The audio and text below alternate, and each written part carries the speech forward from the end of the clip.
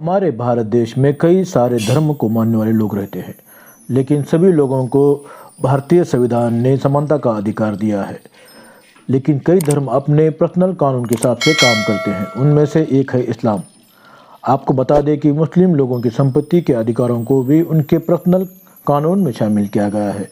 आज के वीडियो में हम मुस्लिम महिलाओं को संपत्ति में क्या अधिकार दिया गया है, इस टॉपिक पर डिटेल में जानेंगे। मुस्लिम लॉ में महिलाओं को यानी माँ, बेटी या पत्नी हो या फिर बहन हो, इनको संपत्ति में कितना अधिकार दिया गया है, इस टॉपिक पर डिटेल में जानेंगे। हाय फ्रेंड्स, मैं हूं एडवोकेट वाजिद शेख और आप देख रहे हैं लीगल एडवाइस। दोस्तों, इस चैनल का उद्देश्य आप लोगों तक कानून की जानकारी पहुंचाना है ताकि हर भारतीय नागरिक अपने अधिकारों और कर्तव्यों के प्रति जागरूक हो सके। दोस्तों, इस चैनल को सब्सक्राइब करें ताकि इसी तरह के लीगल नॉलेज भरे वीडियो हम आपसे लाते हैं। वैसे तो मुस्लिम महिलाओं को चाहे माँ हो, बेटी हो या फिर पत्नी हो या फिर बहन हो, इनको कुरानिक हेयर्स में रखा गया है। कुरानिक हेयर्स में वो हेयर होते हैं जिन्हें कुरान में स्पेसिफिक हेयर्स और कहता है। मुस्लिम लॉ में महिलाओं का अधिकार जानने से पहले हमें ये जानना जरूरी होता है कि जब भी कोई मुसलमान व्यक्ति मर जाता है तो उसकी प्रॉपर्टी उसके लीगल हेयर्स पे डिस्ट्रीब्यूट होने से पहले कुछ ड्यूटीज परफॉर्म करने के लिए यूटिलाइज किए हैं। After the death of Muslim person his property are utilised for payment of funeral and burial expenses. यानी जब भी कोई मुस्लिम व्यक्ति मर जाता है तो उसकी प्रॉपर्टी सबसे पहले उसके कफन दफन के खर्चे के लिए यानी उसके अंतिम संस्कार के लिए यूज़ की जाती है, यानी खर्च की जाती है। उसके बाद payment of debts of the deceased. अगर मरने व्यक्ति ने कोई कर्जा लिया है तो उसका कर्जा चुकाया जाता है, अगर कर्जा नहीं है तो कोई बात नहीं है। उसी तरह से थर्ड ड्यूटीज है execution of will if any. अगर मरने वाले व्यक्ति ने कोई विल यानी वसीयत की है तो उसकी वसीयत उसके उस प्रॉपर्टी में से पूरी की जाएगी। आप सब जानते हैं कि कोई भी मुस्लिम व्यक्ति अपनी पूरी प्रॉपर्टी वसीयत नहीं कर सकता, यानी वो अपनी होल प्रॉपर्टी की विल नहीं कर सकता। मुस्लिम व्यक्ति अपनी 1/3 प्रॉपर्टी ही विल या वसीयत कर सकता है। जो प्रॉपर्टी उस व्यक्ति के पास है तो उसमें से 1/3 प्रॉपर्टी ही वो विल या वसीयत कर सकता है। तीनों ड्यूटीज फुलफिल करने के बाद यानी उसका कफन दफन का खर्चा, अगर कोई कर्ज है तो कर्ज चुकाने के बाद, उसी तरह से मरने व्यक्ति ने कोई विल या वसीयत की है तो उसको पूरा करने के बाद जो प्रॉपर्टी बच जाती है उसे हेरिटेबल प्रॉपर्टी कहा जाता है। After this payment the remaining property called heritable property. और जो प्रॉपर्टी बच जाती है उसे उसके लीगल हेयर्स में डिस्ट्रीब्यूट किया जाता है। आइए सबसे पहले जानते हैं डॉटर को यानी बेटी को अपने पिता के प्रॉपर्टी में क्या राइट दिया गया है। पिता के प्रॉपर्टी में बेटियों का अधिकार। अगर मरने वाले व्यक्ति को बेटा नहीं है और एक बेटी है तो उस बेटी को यानी डॉटर को मरने वाले व्यक्ति की प्रॉपर्टी में 1/2 शेयर्स अलॉट किया जाएगा। फॉर एग्जांपल, अगर मरने वाले व्यक्ति के पास 1 लाख रुपए की प्रॉपर्टी है और उसे एक बेटी है तो उसे 1/2 यानी 50,000 रुपये की प्रॉपर्टी अलॉट की जाएगी। अगर मरने वाले व्यक्ति को बेटा नहीं है और 2 से ज़्यादा बेटियां हैं तो उन्हें 2/3 शेयर्स अलॉट किया जाएगा और वो आपस में इक्वली बांट लेंगे। अगर मरने वाले व्यक्ति को बेटा है तो ऐसे वक्त में डॉटर रेसिड्यूज में कन्वर्ट हो जाएंगी और कुरानिक हेयर्स को शेयर्स आउट करने के बाद जो प्रॉपर्टी बच जाती है उस प्रॉपर्टी में से बेटे को डबल शेयर्स आउट किया जाएगा और बेटियों को सिंगल शेयर्स आउट किया जाएगा।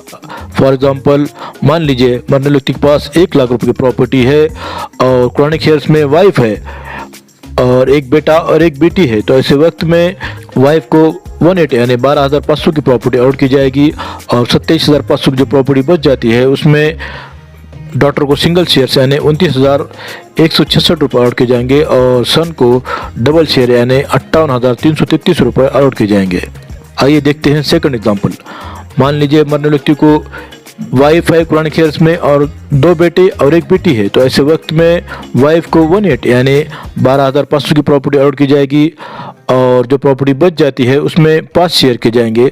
उसमें से सिंगल शेयर्स बेटी को डॉटर को अलॉट किया जाएगा यानी 17,500 की प्रॉपर्टी बेटी को दी जाएगी और हर एक बेटे को 25,000 की प्रॉपर्टी अलॉट की जाएगी। आइए देखते हैं थर्ड एग्जाम्पल। मान लीजिए मरने व्यक्ति को वाइफ है और एक बेटा और 2 बेटियां हैं, तो ऐसे वक्त में वाइफ को 180 यानी 12,500 की प्रॉपर्टी अलॉट की जाएगी और जो प्रॉपर्टी बच जाती है उसमें 4 शेयर्स किए जाएंगे। उसमें से सिंगल शेयर्स बेटी को यानी 21,875 रुपये डॉटर को अलॉट किए जाएंगे। हर एक डॉटर को 21,875 रुपये अलॉट किए जाएंगे और बेटे को 23,750 रुपये यानी डबल शेयर्स बेटों को यानी सन को अलॉट किया जाएगा। मुस्लिम महिलाओं को संपत्ति में पुरुषों के मुकाबले आधा हिस्सा ही मिलता है, लेकिन जो हिस्सा उन्हें मिलता है वो हिस्से का अपने मर्जी से इस्तेमाल कर सकती हैं। यानी जो प्रॉपर्टी उन्हें मिलती है उस प्रॉपर्टी का वो अपनी मर्जी से यूटिलाइज़ कर सकती हैं। उसी तरह से मुस्लिम महिलाओं को शादी के वक्त मेहर की अमाउंट मिलती है जिसका इस्तेमाल वो अपनी मर्जी से कर सकती हैं। उसी तरह से महिलाओं के ऊपर घर की जिम्मेदारी नहीं होती, यानी बच्चों के पालन पोषण की या फिर घर में जो खर्च होता है उसके खर्चे की जिम्मेदारी महिलाओं पर नहीं होती, चाहे वो माँ हो, बेटी हो या फिर पत्नी हो। यानी उनके पालन पोषण की जिम्मेदारी चाहे पुरुष पिता हो, बेटा हो या फिर पति हो, उनके ऊपर ही होती है।